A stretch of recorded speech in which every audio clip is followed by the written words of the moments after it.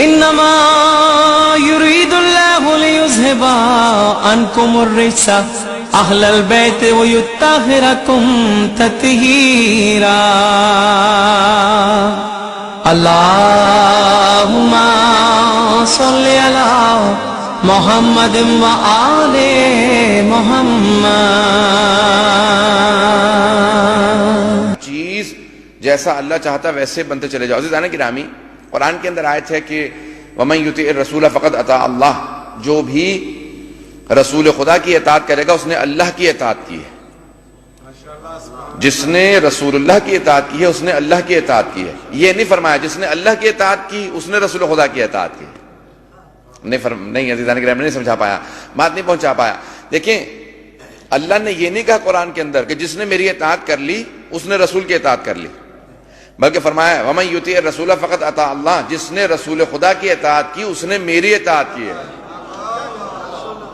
دیکھیں، اگر اللہ یہ کہتا نا جس نے میری اطاعت کر لی اس نے رسول کی اطاعت کر لی، تو مفہوم یہ نکلتا. بہت سے لوگ یہ کہتے ہیں بھائی میں اللہ کی اطاعت میں ہوں، رسول خدا کہتے ہیں نہیں اس طرح سے کرو. وہ کہتا نہیں میں اللہ کی اطاعت میں ہوں، اللہ کی اطاعت آپ کی اطاعت ہے. اللہ نے کہا نہیں، سلسلہ اس طرف سے چلے گا. جو رسول خدا کی اطاعت کرے گا اس نے میری اطاعت کی ہے. مجھ سے تمہارا ڈائریکٹ رابطہ نہیں ہے، رسول سے ہے.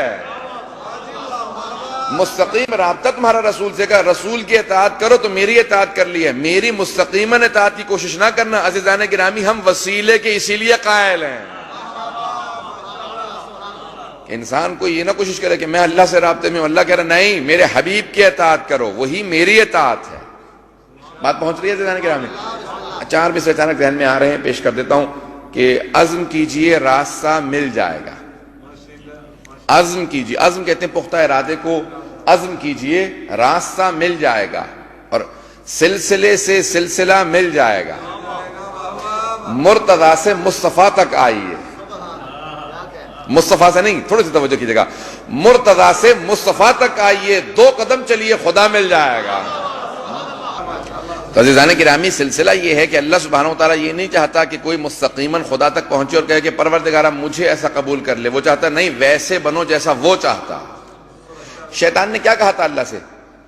اللہ نے کہا نا کہ آدم کے سامنے سجدہ کر لے. اس نے کہا کہ نہیں، یہ ایک سجدہ نہیں کروں گا، میں نے ہزاروں سجدے کیے ہیں، زمین کا کوئی حصہ نہیں چھوڑا جہاں سجدہ نہ کیا ہو. اس سے زیادہ اور میں اب سجدے کروں گا، ایک سجدہ معاف کر دے. اللہ نے کہا نہیں، بس یہ ایک سجدہ کر لے، باقی سارے چھوڑ دے.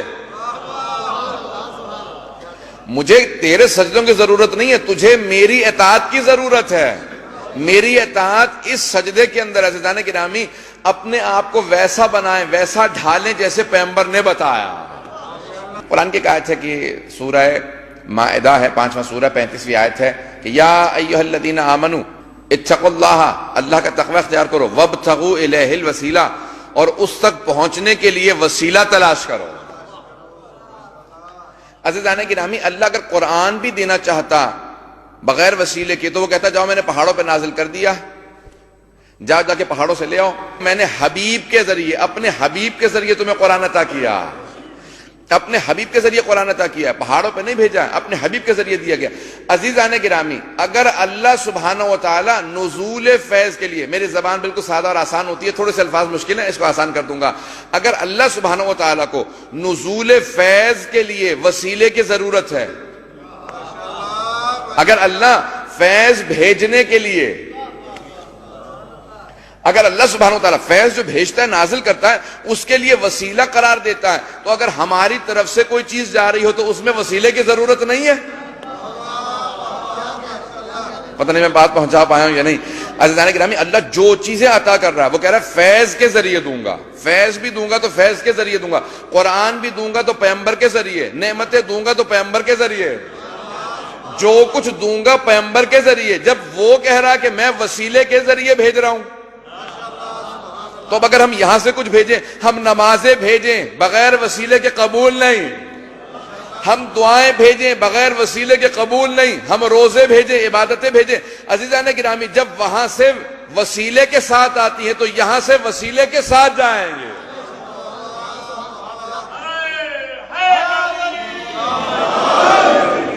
پیغمبر نے کہا کہ خبردار، کسی اور وسیلے کے ذریعے خدا کی بارگاہ میں نہ جانا، جو میں وسیلے بتاؤں بس انہی کے ذریعے جانا۔ توجہ توجہ توجہ۔ تو ہماری طرف سے بھی ہر چیز کے لیے وسیلہ ہونا چاہیے، بغیر وسیلے کے دعا قبول نہیں ہے، بغیر وسیلے کے کوئی عمل قبول نہیں ہے۔ اگر شیعہ ہوتے ہوئے یہ بات سمجھ میں نہیں آئی ہے تو پھر کچھ سمجھ میں نہیں آیا۔ مجمع کی توجہ ہوگی، مطلب کو پیش کر رہا ہوں۔ عزیزان گرامی، قرآن کی آیت ہے کہ اگر تم بت پرستوں کے پاس بھی جاؤ گے، مشرکوں کے پاس بھی جاؤ گے اور ان سے سوال کرو گے، اے ایمان والوں مشرکوں سے سوال کرو گے بتوں کی پوجا کیوں کرتے ہو، تو وہ کہیں گے یہ بت خدا نہیں ہے، خدا تک پہنچنے کا وسیلہ ہے۔ توجہ توجہ توجہ۔ بہت سے مسلمان یہی آیت سنا کے کہتے ہیں کہ اہل بیت کو مت مانو۔ میں کہہ رہا ہوں نہیں، اسی سے بھی ثابت ہوتی ہے کہ اہل بیت کو مانو۔ ابھی میں نے آیت پیش کیا نا، 5واں سورہ ہے، 35ویں آیت ہے، وابتغوا الیہ یا ایھا الذین آمنوا اتقوا اللہ وابتغوا الیہ الوسیلہ، اے ایمان والو متقی بنو اور اللہ تک پہنچنے کے لیے وسیلہ تلاش کرو۔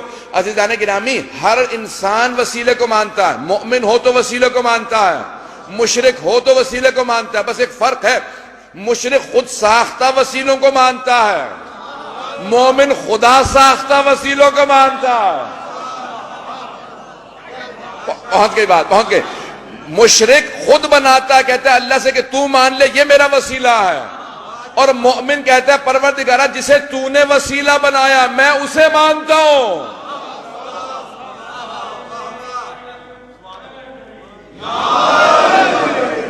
بچوں تم یہ یاد رکھو، مومنو تم یہ یاد رکھو، بعد خدا ان کو سمجھو، صبح ہو انہی کے نام سے ہو، شام آئے تو دعا کرو، آنکھوں میں ہو کاجل کی طرح، آنکھوں میں ہو کاجل کی طرح، پائے ہیں در کی نالے، اللہ محمد علی فاطمہ حسن حسین، اللہ محمد علی فاطمہ حسن حسین، اللہ محمد علی فاطمہ حسن حسین۔